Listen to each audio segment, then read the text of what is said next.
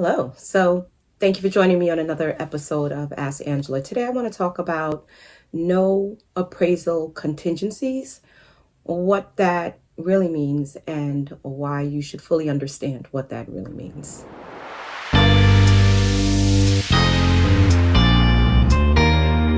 So, the appraisal, most of you probably know what that is, but for those of you who may not, the appraisal is basically what happens when you're taking out a mortgage from the bank. An appraisal company is used. The appraisal company is a third-party company. You pay for the appraisal as the buyer the majority of the times, but they're third-party because they're not working for you, the buyer. They're not working for the seller. In theory, they're kind of working for the bank, but not. Their job is basically to come in and value the home for the current market in the current condition that it is in. So now that we know what an appraisal is, what does a no appraisal contingency actually mean? The name kind of says it all, but I'm going to explain it by giving an example. So let's say you had an accepted offer on a home for $425,000. What basically happens is the appraisal is done, the value comes in, and if it's $425,000, then great, all is well in the world. But let's say it came in at $420,000, $415,000, $400,000, anything outside or under your contract value, what happens? Well, that would depend. Most of the times you can renegotiate with the seller. Sometimes the buyer will come out of pocket for the difference. Other times the buyer and the seller may meet in the middle where the buyer comes out of pocket a little bit more, the seller takes a little bit less. Sometimes meeting of the minds cannot happen, and unfortunately the house ends up on the market, and there's a few other scenarios in between. But when you put an offer in, sometimes you may think it's a good idea to do a no appraisal contingency. And that basically means that regardless of what the home appraises for, you're willing to pay the difference. Period. End of story. Okay, so we're talking about the no appraisal contingency. So when you go to put your offer in, sometimes the appraisal is mentioned in the offer. Usually that's because someone's thinking about doing a no appraisal contingency as part of their offer, or a partial appraisal contingency. So let's talk about the two.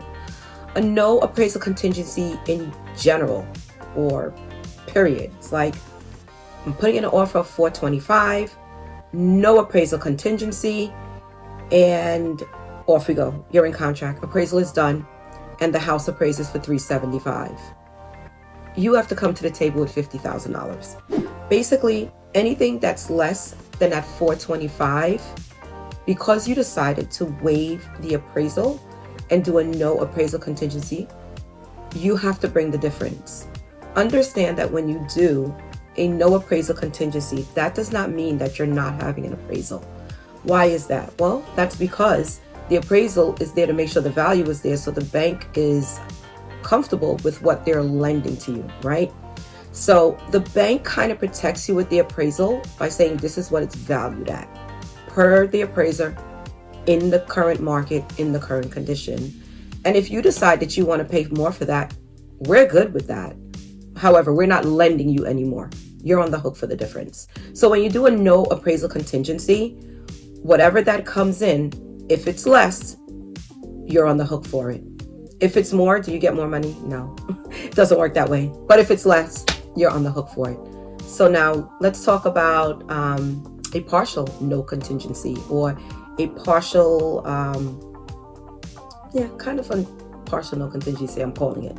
Let's talk about that.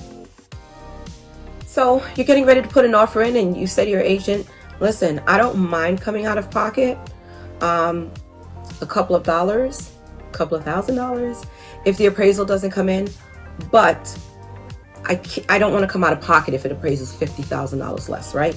So your agent can put in a partial and basically say, listen, our offer is $425,000, and if it appraises anything between $415,000 plus, we'll come out of pocket the additional $25,000. So basically, if it appraises for $420,000, you come out of pocket $5,000. If it appraises for $415,000, you come out of pocket $10,000. If it appraises for 405, you're still coming out of pocket that $10,000, but because it was agreed upon in the contract, that other $5,000, the seller's going to have to reduce the budget or reduce the price of the home. Could negotiations be done after that if it comes in lower? The answer is yes. But by you having a cap on it, you're 100% protected in terms of how much you would have to come out of pocket per the contract. So for those of you who didn't know what a no contingency clause was, I hope that was helpful. For those of you who had a partial understanding, I hope I clarified it. And good luck out there. The market is still hot.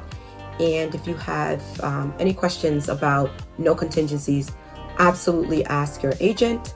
And if you want to reach out to me, you can do that as well. So until next time, like the video, subscribe to my channel, and be well, be awesome, be great.